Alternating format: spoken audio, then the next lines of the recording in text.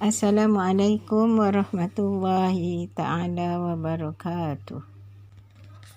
Apa khabar semua? Cikgu harap, cikgu doakan semuanya sihat-sihat ya. Cikgu nak semua dah bersedia dengan kitab ibadat dan juga kitab munakahat. Jadi pelajaran yang pertama ni kita mula dengan pelajaran ibadat dan kita mulakan kelas kita dengan ummul kitab dan bacaan doa penerang hati. Bismillahirrahmanirrahim. Alhamdulillahi rabbil alamin. Ar-Rahmanir-Rahim. Maliki yaumiddin. Iyyaka na'budu wa iyyaka nasta'in. Ihdinas siratal mustaqim. Siratal ladzina an'amta 'alaihim ghairil maghdubi 'alaihim waladdallin. Amin. Bismillahirrahmanirrahim. Bismillahirrahmanirrahim. Allahumma aftah alaina hikmataka wansur alaina min khazaini rahmatika ya arhamar rahimin. Amin amin ya rabbal alamin. Okey. Kita masih dalam bab Thaharah Cikgu suka nak mengulang sikit apa maksud Taharah. Taharah maksudnya apa? Bersuci. Okey. Alat bersuci ialah dengan menggunakan air. Alat pertama suci ialah menggunakan air. Dan air yang sah dibuat bersuci ialah air yang turun dari langit dan air yang keluar daripada bumi. Yang turun daripada langit ialah air hujan, air salji, air embun, dan yang keluar daripada bumi ialah air mata air, air perigi, air sungai dan juga air laut. Okey. Semua dah faham kan tu? Hari ni kita sambung pelajaran kita dengan bahagian air. Awak buka muka surat 2, 3 dan juga muka surat 4 kitab ibadat darjah 4. Kita terus pada muka surat 3 iaitu bahagian air yang pertama ialah air mutlak. Air mutlak itu suci pada dirinya, menyucikan yang lain dan tidak makruh penggunaannya. Dimaksudkan dengan air mutlak ialah air tanpa kaid lazim. Okey, keterangan. Alif. Air kaid tidak lazim seperti air telaga dan air sungai, iaitu suci pada dirinya serta menyucikan yang lain. Air daripada air sumber asli ni disebut air kaid. Dan contohnya itulah air perigi, air sungai, air laut, air hujan tu semuanya dikira air kaid. Manakala air kaid lazim pula seperti air tebu adalah suci tetapi tidak menyucikan yang lain. Maksudnya air kaid lazim ni air yang berubah. Contohnya air tebu, air kelapa, air sirap, air anggur, air oren. Itu semuanya disebut air kaid lazim. Dia suci pada dirinya tetapi tak boleh menyucikan yang lain. Iaitu suci pada dirinya kita boleh minum, kita boleh gunakan dia sebagai bahan makanan kan, minuman. Tetapi dia tak boleh menyucikan yang lain. Maksudnya kita tak bolehlah gunakan air tebu untuk basuh kain ataupun buat mandi ataupun buat berwuduk. Begitu bezanya antara air kait dan juga air kait lazim. Seterusnya kita pergi pada air yang kedua. Bahagian air yang kedua ialah air musyammas. Air musyammas itu suci dan menyucikan yang lain, tetapi makruh penggunaannya pada badan. Air musyammas iaitu air yang dipanaskan oleh matahari di negeri yang beriklim panas dan dalam bekas yang boleh berkarat.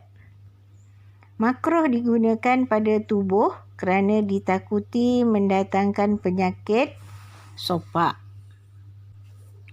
Maksudnya air musyammas ni air yang kita letak dalam bekas, yang bekas tu boleh berkarat. Contohnya dalam tin, awak ada air tin susu ke, tin yang boleh berkarat.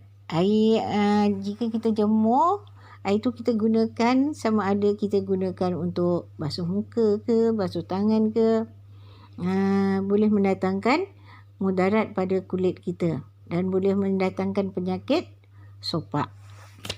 Itu hukumnya makruh digunakan. Muka surat 4 mengenai keterangan air musyammas tadi. Alif, air yang panas dalam bekas emas dan perak tidak makruh penggunaannya. Dalam bekas emas ataupun perak, biasanya air dalam bekas emas dan perak ni dia tak berkarat. Ni untuk orang yang mewah je gunakan kat hotel-hotel besar ke, kat istana-istana. Dia orang menggunakan bekas emas atau perak untuk dia orang minum, raja-raja kan. Tapi kita tak adalah guna cawan emas. Kita guna cawan kaca ataupun plastik. Air yang tersangat panas atau tersangat sejuk, makruh penggunaannya. Oleh kerana itu kita elakkanlah, bila kata makruh, kita elakkan daripada menggunakannya. Contohnya air yang terlalu panas, baru mendidih awak dah guna, awak minum, melecur lah lidah awak kan. Begitu air yang terlalu sejuk pun makruh. Sebab kalau sejuk sangat pun mungkin gigi awak akan cepat rosak. Jadi hukumnya adalah makruh. Bila makruh, jangan buat dapat pahala. Dibuat tak dapat apa-apa. Okey, kita pergi kepada bahagian air yang ketiga, iaitu air mustakmal. Air mustakmal itu suci pada dirinya tetapi tidak menyucikan yang lain. Air mustakmal iaitu 1. Air yang telah digunakan untuk mengangkat hadas, sama ada alif, air bekas basuhan yang pertama pada anggota wuduk yang wajib atau mandi wajib. Maksudnya, basuhan pertama pada anggota wuduk. Apa anggota wuduk? Muka, tangan, kepala dan juga kaki. Basuhan yang pertama tu, basuh muka yang pertama tu hukumnya adalah air mustakmal. Kalau awak tadah, itulah air mustakmal. Ataupun kita jirus pada kita mandi wajib. Jirus yang pertama tu, itu adalah air mustakmal. Dan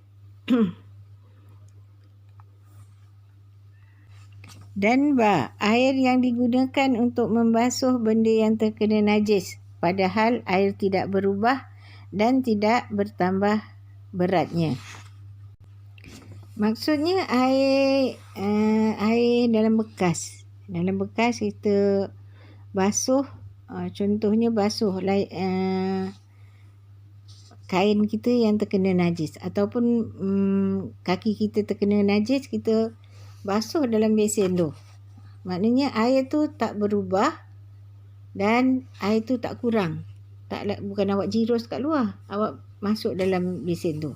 Maksudnya air tu pun tak bertambah dan tak berkurang. Air yang kita dah gunakan untuk basuh badan anggota kita yang terkena najis tu hukumnya air mustakmal. Kita pergi pada keterangan muka surat 5.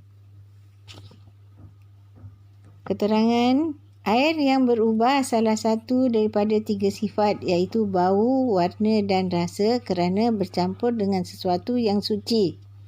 Sekiranya perbuatan itu bersifat hisi seperti air kopi, air sirap dan lainnya atau perubahan bersifat takdiri seperti air mawar, air melur dan lain-lain, air ini hukumnya sama seperti air mustakmal iaitu masih suci tetapi tidak boleh menyucikan yang lain. Hisi bermaksud, awak tengok kat info tu ya, benda yang dapat diketahui dengan panca indera.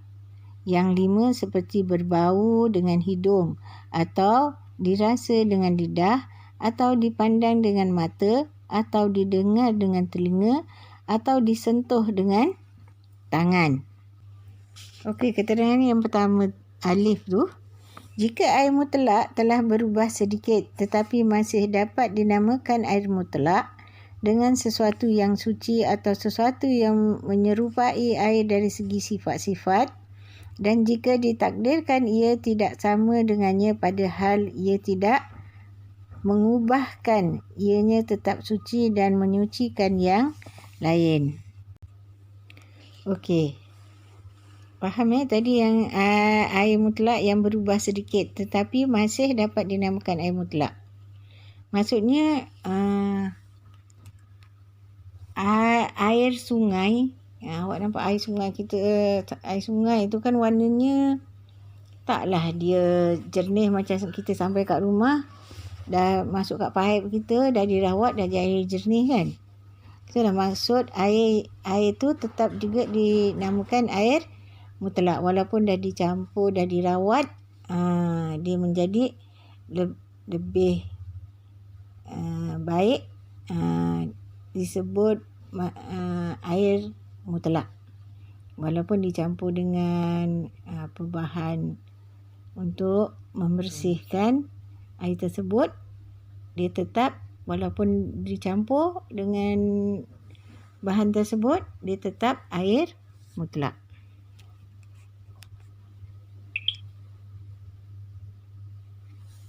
Okey, sambung ba pula.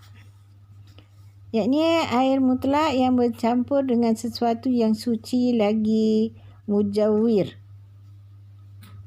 Yakni benda yang boleh diasingkan daripada air tetapi tidak suci walaupun berlaku perubahan yang banyak. Okey, air yang mutlak bercampur dengan sesuatu yang suci lagi mujawir, yakni benda yang boleh diasingkan. Contohnya masuk kayu ke apa.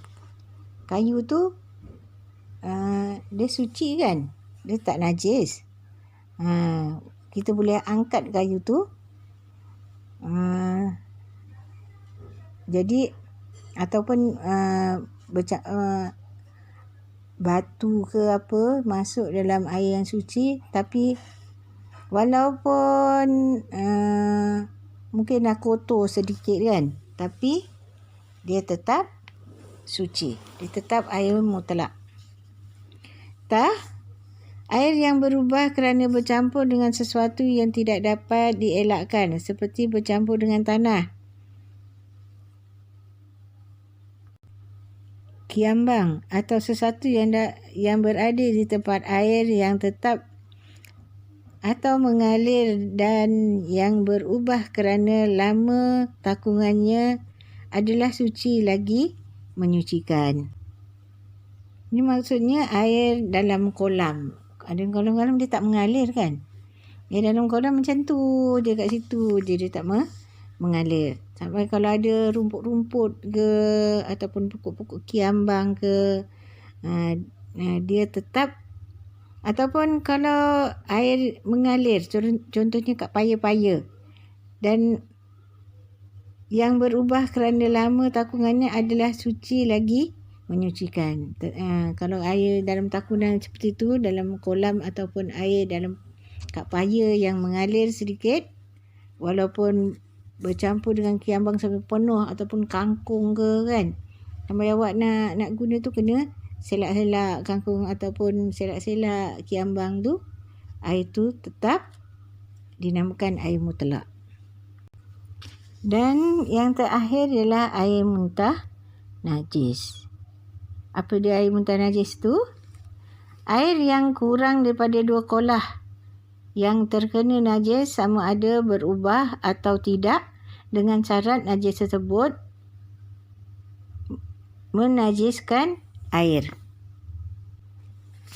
Maksudnya ialah air yang sedikit, contohnya air dalam baldi ke, dalam besin kat bilik air awak ataupun dalam kolah yang kecil, bila bercampur dengan najis, apa termasuk tahi tikus ke ataupun bangkai tikus mati termasuk dalam kolah awak ke, ataupun air dalam besin termasuk lampin adik awak yang terkena air kencing, itu disebut air muntah najis. Keterangan Alif, jika benda najis tersebut tidak menajiskan air seperti bangkai binatang yang tidak mengalir darahnya ketika dibunuh atau dibelah semasa ia hidup, seperti lalat, kumbang kelapa, cecak, kalajengking, lipas dan seumpamanya, dengan syarat tidak sengaja dimasukkan ke dalamnya dan tidak mengubahkan air, tidaklah menjadi air muntah najis. Maksudnya air binatang ni bukan binatang yang mengalir darahnya ketika dibunuh. Jika tapi dengan syarat kita tak sengaja memasukkan lipas ataupun kalajengking ataupun cecak ke dalam air tersebut. Bahan najis yang halus yang tidak dapat dilihat oleh mata kasar, walaupun ianya merupakan najis mukhalazah, tidaklah menajiskan air atau sesuatu yang berbentuk cecair. Maksudnya najis yang halus dan tidak dapat dilihat oleh mata kasar, maksudnya contohnya debu tu ada mengandungi khinzir ataupun babi tidur kat situ, tiba-tiba debu tu terbang masuk ke dalam bekas air yang sedikit, tidak dihukumkan najis, tidak dihukumkan air tu sebagai air muntah najis, sebab najis tu tidak kita nampak dengan mata kasar. Dan yang kedua ialah air 2 kolah atau lebih yang berubah disebabkan oleh najis adalah dihukumkan najis. Maksudnya ialah air 2 kolah ni, air tu banyak tetapi dah, contohnya kolam awak tu kolam mandi lah contohnya, termasuk bangkai lembu ke, sehingga dalam kolam tu dah berubah airnya menjadi bau yang sangat busuk atau bau bangkai, dan berubah warnanya. Air yang jernih tadi dah berubah jadi warna coklat. Tu hukumnya tetap air muntah najis. Cikgu harapkan awak faham dengan penjelasan bab bahagian air ni tadi, iaitu air terbagi pada 4, iaitu air mutlak, air musammas, air mustakmal dan air muntah najis. Cikgu harapkan cikgu awak faham keempat-empat bahagian air tersebut. Okey, untuk menguji kepahaman awak, cikgu minta awak buka buku aktiviti ibadat.